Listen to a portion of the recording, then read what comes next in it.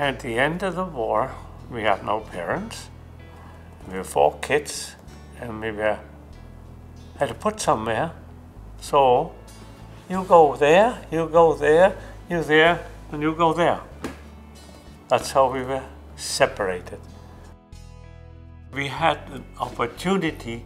That's what I came over, and I built a plant, the rapeseed plant. After 2 years, we thought we were done. Oh, we could go back, but there was opportunity here. And it looked, to me, more likely to make progress than back in Germany. You look at something and try and make it better and make it grow. And once you get into it, you get the ideas coming. Oh, that will do it for here. Where do we get this from there? And the reason why I succeed there, because I believe I've always been fair to the employees. They didn't leave. They liked to work with me.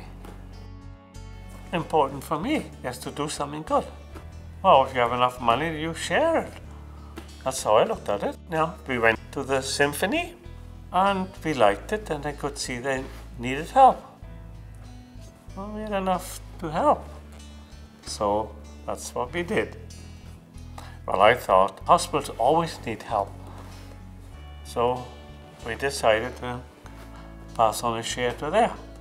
There are lots of kids who don't always get what I call a fair share.